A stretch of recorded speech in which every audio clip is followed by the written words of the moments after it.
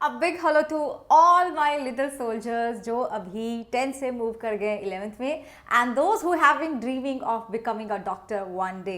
Welcome बच्चों, I am Dr. Gargi Singh. I am a biology educator. 6 साल से भी ज़्यादा हो गया मैं पढ़ा रही हूँ बायो नीट के स्टूडेंट्स को. बहुत सारे स्टूडेंट्स का रैंक निकाला है. एक्सपीरियंस है कि क्या करना चाहिए और तुम्हारे लिए तो बहुत अच्छी बात है कि you have just you are just starting your journey. तो शुरू से ही अगर एकदम अच्छी तरीके से चलोगे तो लास्ट में कोई प्रॉब्लम नहीं होगी. अभी 22 वाले स्टूडेंट्स कितना ज़्यादा एंग्जाइटी है, कितना ज़्यादा डरे हुए हैं कि मेरा ये रिवीजन नहीं हुआ, मेरा ये वाला चैप्टर कभी नहीं पढ़ा, मैंने ये वाली चीज़ ठीक से नहीं पढ़ी. तो ये प्रॉब्लम मैं चाहती हूँ कि तुम्हारे साथ ना हो और एकदम I want your journey to be just like cake walk होना चाहिए. कोई दिक्कत ना आए. ये सोचो हार्ड वर्क लगेगा, मेहनत जरूर करनी पड़ेगी, but it is not difficult. It is not difficult. Yes, dedication and hard work के साथ सब कुछ हो जाएगा. Yes, okay. एंड अगर कुछ भी करना है सबसे पहले क्या स्टेप होता है? That is you have to dream on and that तो यू हैव ऑलरेडी डिसाइडेड, तभी तो मेरा वीडियो देख रहे होगे. So everything starts from a dream बच्चों, एंड इस ड्रीम को हम रियलिटी में कन्वर्ट करेंगे. कैसे करेंगे उसके लिए कुछ बातें हैं बस जो आपको ध्यान में रखनी पड़ेंगी. देखो, पहली चीज जो मुझे लगता है कि आपको पता होना चाहिए is that you have to know your syllabus. That is तो वेरी ऑब्वियस है ना यार.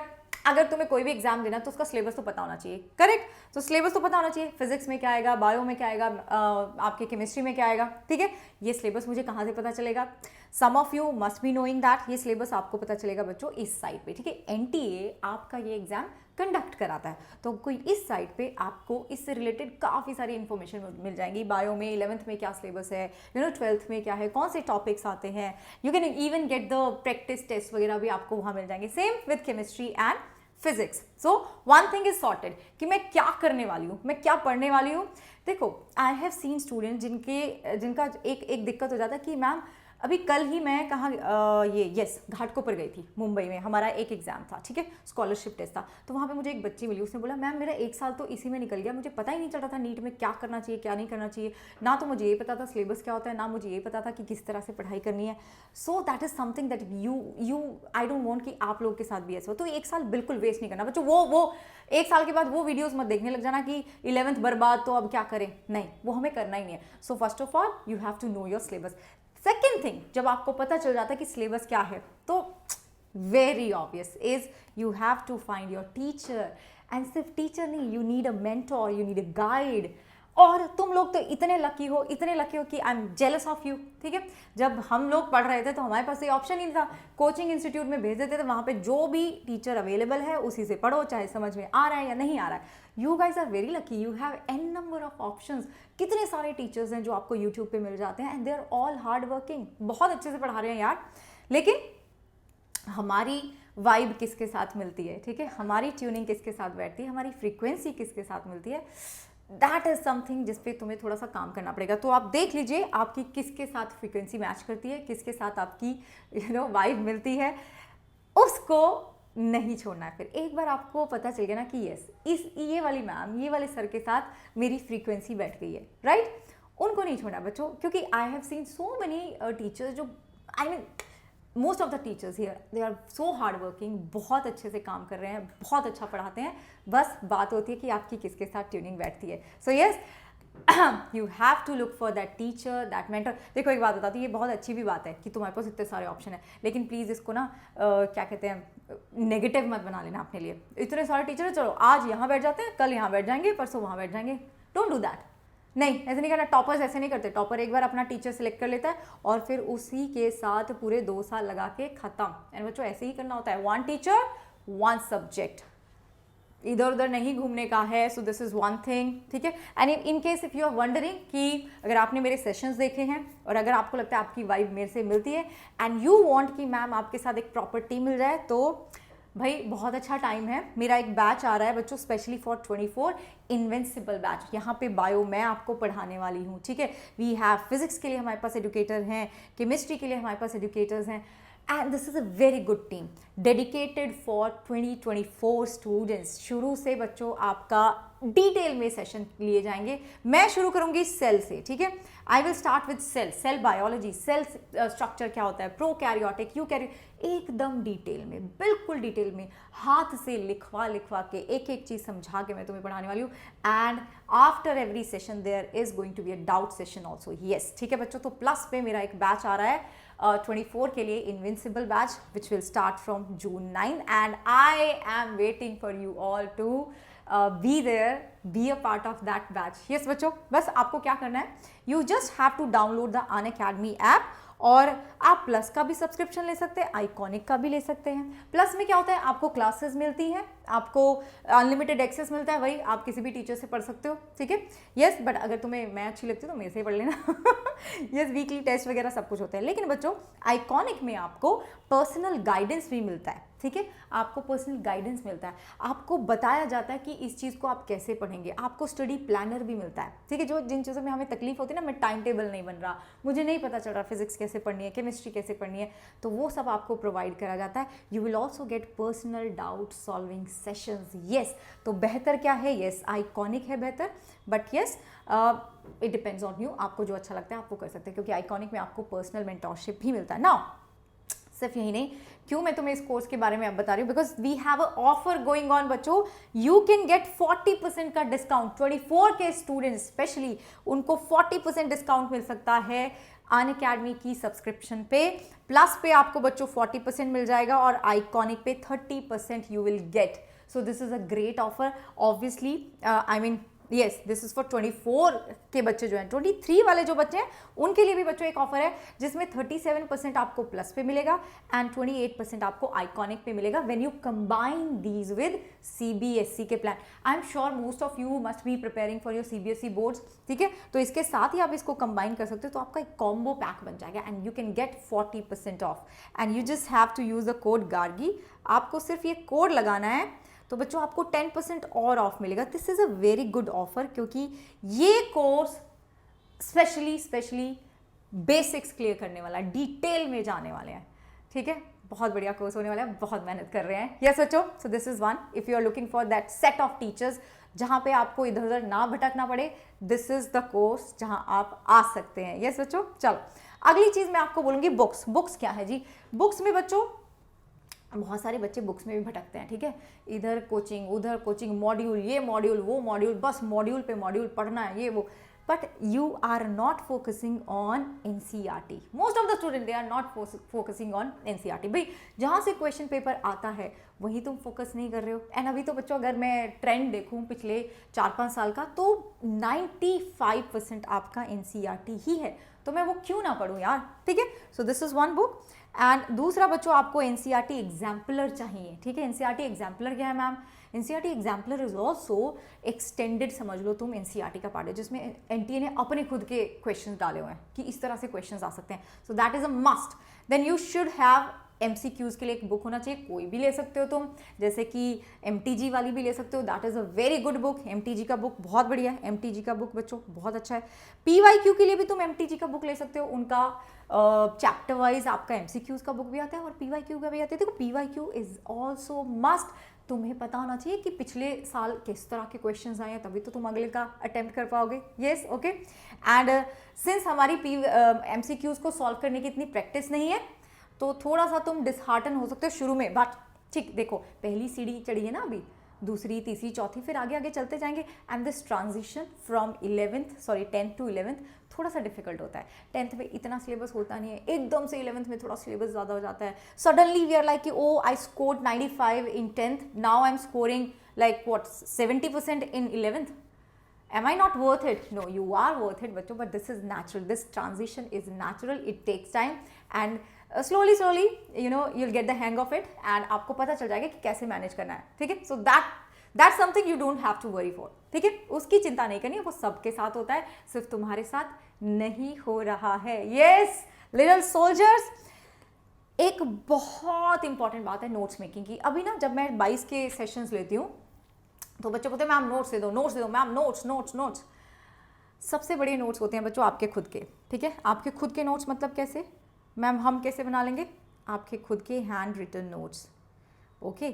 मैं आपको नोट्स दे दूंगी क्या वो आप अच्छे से रजिस्टर कर पाओगे? नहीं। आप जो खुद बनाओगे, मेरे साथ बैठ के बताओगे बच्चों, मेरे साथ बैठ के मैं लिखवा के पढ़ाऊंगी आपको, मेरे साथ बैठ के जो आप नोट्स बनाओगे वो होंगे आपके notes, and you need your notes, you don't need my notes. Teacher के नोट आपको नहीं चाहिए, ठीक है? येस। तो अगर तुम पहले से ही शुरू से ही नोट्स बनाते जाओगे तो वो तकलीफ लास्ट में जो आती है ना वो नहीं आने वाली। So this is something that I am requesting you all to make it a habit, to write down, to jot down everything that is important with your teacher. अपनी टीचर के साथ सब कुछ जो आपको लगता है इंपॉर्टेंट है, जरूरी है, लिखते रहो अपनी राइटिंग में, अपनी भाषा में लिखिए, ठीक है? If you are comfortable with Hindi, कुछ होता है ना कुछ वर्ड्स हम हिंदी में लिख लेते हैं तो ज़्यादा चमकता है, ठीक है? सम जो भी आपका रीजनल लैंग्वेज है उसमें लिख सकते हो। That's how you make notes, जो आपके लिए होते हैं, ठीक है? आपके लिए जो नोट्स होते हैं वो आप ही बना सकते हो। दैट इज समथिंग जो आप ध्यान में रखोगे। एंड बच्चों, टाइम टेबल के मामले में भी बहुत गड़बड़ करते हैं बच्चों को, तो एकदम अनरियलिस्टिक टाइम टेबल बनाना है। Okay, I wake up at 5 and then I spend good 2 or 3 hours, then उसके बाद 1 घंटे का ब्रेक, फिर उसके बाद फिर से 3-4 घंटे पढ़ाई। नो, डोंट डू दैट, ये पॉसिबल ही नहीं है। आप 3-4 घंटे लगातार पढ़ भी नहीं सकते हो। And most of you must B also having your school ना, ठीक है? आपके पास ज़्यादातर तो स्कूल भी होगा। तो बच्चों, टाइम टेबल को हम क्या करेंगे? रियलिस्टिक बनाएंगे। रियलिस्टिक मतलब you know what is best for you. मैं आपको ये नहीं बोल सकती तुम 5 बजे उठ के और क्या कहते हैं 5:30 से 7:30 तक पढ़ो। No, I can not tell you that. I don't know whether you are morning person या फिर आप नाइट आउल हो, मुझे नहीं पता, वो तुम्हें पता है। तो तुम अपने लिए जो भी तुम्हारे लिए सही है, you have to know your peak time, कब आपका कॉन्सेंट्रेशन ज़्यादा होता है, तो उस टाइम पे आप वो चीज़ पढ़ो जो आपको सबसे डिफिकल्ट लगती है। दैट इज़ समथिंग जो आपको छोटी छोटी बातें बच्चों, जो आपको शुरू से ही अपने टाइम टेबल में, अपने रूटीन में लानी पड़ेंगी, ताकि आप लास्ट में वो जो हड़बड़ी होती है ना, उस फेज से ना आप गुजरें। ये चीज़ें बड़ी इंपॉर्टेंट है, ठीक है? अभी ऐसा लग रहा होगा कि मतलब मैं जब भी कोई नया बैच आता है उसको हमेशा सबको यही बातें बोलती हूँ। तो बहुत सारे बच्चे शायद जिन्होंने पिछली बार मेरा ऐसा कोई सेशन देखा, वो सोचेंगे यार ये यही रहता है, बिकॉज यही है, this is how you are going to crack NEET. The thing is that जो इसको फॉलो कर लेता है वो आगे बढ़ता है बच्चों, जो नहीं करता वो तो फिर तुम्हें पता है क्या होने वाला है। यस, तो it has to be task based, it should not be time based, ठीक है? मतलब इसका क्या मतलब है मैम? देखो, जब भी आप कोई टारगेट ले रहे हो, ठीक है, जब भी आप टाइम टेबल बना रहे हो, तो आप नॉर्मली लिखते हो कि अच्छा मैं 2 घंटे ये पढ़ने वाली हूँ, ओके?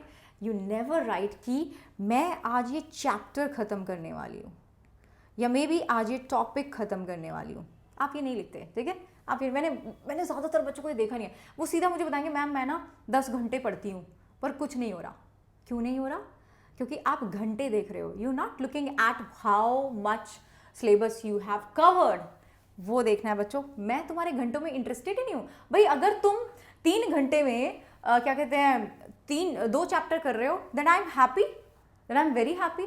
तो तुम क्यों अपना ज़्यादा टाइम लगा रहे हो? बट अगर तुम पूरा दिन लगा के भी बच्चों 1 चैप्टर नहीं कर पा रहे हो, then you need to work on दो स्किल्स, ठीक है? तो तुम्हें अपना ये टास्क बेस्ड रखना है, टाइम बेस्ड नहीं रखना है। वन थिंग वेरी इंपॉर्टेंट है ना। चलो, अब भाई पढ़ लिया मैम, समझ भी आ गया, लेकिन 20 दिन के बाद तुम ही मुझे बोलोगे मैम भूल गया, याद नहीं आ रहा। क्यों? Because you are not doing spaced repetition. Your mind it has a habit of forgetting everything, ठीक है?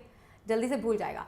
आज 1 चैप्टर पढ़ा, ठीक है, तो 3 दिन के बाद सब भूल जाएगा। तो पहला रिवीजन भाई 1 दिन के बाद कर लो, दूसरा रिवीजन 1 हफ्ते के बाद कर लो, तीसरा 1 महीने के बाद। That is how your mind work. अगर तुम ऐसे 3-4 रिवीजन कर लोगे ना, तो गारंटी 5-6 महीने के बाद भी चीज़ें तरोताज़ा रहने वाली हैं। So this is one thing.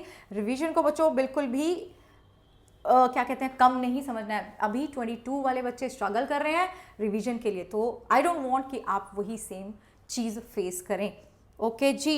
And बच्चों, अगर आप प्लान ही नहीं कर रहे हो, ठीक है, if you are not planning for anything then you are planning to fail. तो अगर तुम्हारे पास कोई प्लान ही नहीं है, अगर तुम्हारे पास कोई टारगेट नहीं है, तो तुम एक चीज़ को टारगेट कर रहे हो कि वो चीज़ तुम्हें ना मिले।